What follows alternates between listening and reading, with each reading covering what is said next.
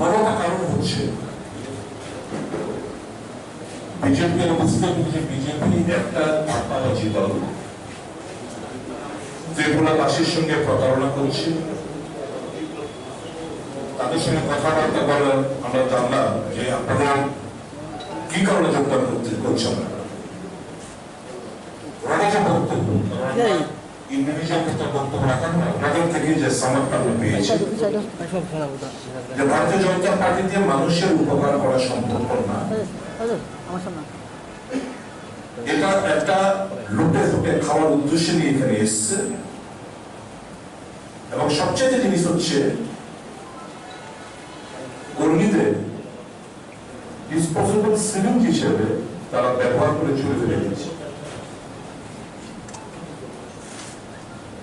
Use and throw হচ্ছে এই দলের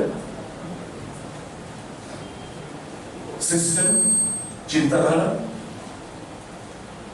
ব্যবহার করে চলে ফেলে দাও, নতুনকে কাউকে ধরো, প্রলোভন দাও, কাউকে ধরো, আবার তাকে ইউজ করো, আবার তাকে চলে ফেলে দাও, নতুন কাউকে ধরো। এটা করতে গিয়ে সর্বত্র যারা এই রাজ্যের নেশা কারবার, যারা নেশার সঙ্গে আকৃষ্ট হয়ে পড়ে, সমাজের যারা সভ্য হিসেবে যারা পরিচিত নন, সমাজদ্রোহী হিসেবে যাদেরকে মানুষ চেনে, আজকে সম্পূর্ণ এই দলটি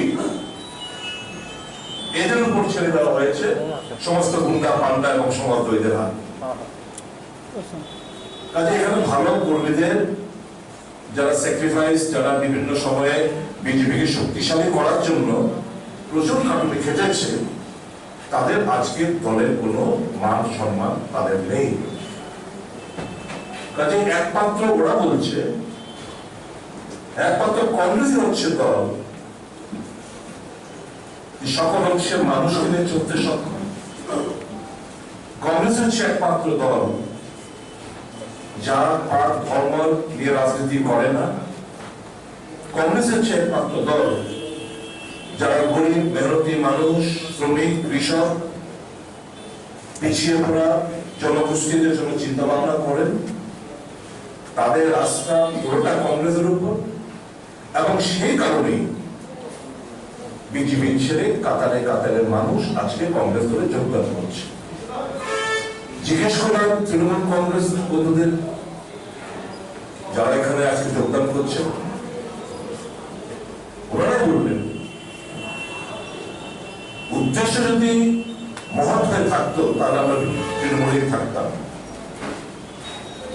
কিন্তু যেহেতু উদ্দেশ্য আমরা আজ করতে পেরেছি, বুঝে গিয়েছি সেকেন্ডের জন্য লড়াই, ভোট কেটে বিজেপিকে পার দেওয়ার জন্য লড়াই, লোক দেখানো লড়াই, সেই লড়াইয়ের সাথে আমরা থাকতে রাজি নই। গোয়াতে তিক্ত অভিজ্ঞতা এদের হয়েছে। নির্বাচনের কিছুদিন আগে ওখানে ক্যান্ডিডেট দিয়ে ভোট কেটে বিজেপিকে পুনরায় ক্ষমতায় বসানোর একটা বিরাট বড় রোল প্লে করেছে তৃণমূল কংগ্রেস গোয়াতে, মণিপুরে। কাজে এই নেতৃত্বরা সেটা উপলব্ধি করে যেহেতু বিজেপিকে হারাতে হবে, ভোট কাটাকাটি করার মানে নেই, কাজে আমরা কংগ্রেসকে হাতকে শক্তিশালী করব। কারণ কংগ্রেস হচ্ছে একমাত্র দল যে বিজেপির বিরুদ্ধে কোন রকম ডাইরেক্টলি ইনডাইরেক্টলি বিরোধিতা দেবেন, কোন ধরনের সমঝোতায় পথে হাঁটতে রাজি না। সিপিএম থেকে যারা এসছে তাদের সাথে জিজ্ঞেস করুন কেন ভাই তোমরা যোগদান করছো সিপিএম ছিল, বলছিল দাদা সিপিএম দিয়ে বিজেপিকে পরাস্ত করা সম্ভব। আর আইডিওলজিক্যালি কংগ্রেস হচ্ছে একটা ধর্ম নিরপেক্ষ দল। কংগ্রেসের আদর্শ সোশ্যালিজমের কথা বলা হয়েছে, সেকুলারের শব্দগুলো লেখা হয়েছে। কাজে আমরা এখানে এসছি লড়াইটা জোরদার করার জন্য। এবং ওরা বলছেন দেশে যদি কোনো সাচ্চা কমিউনিস্ট থেকে থাকে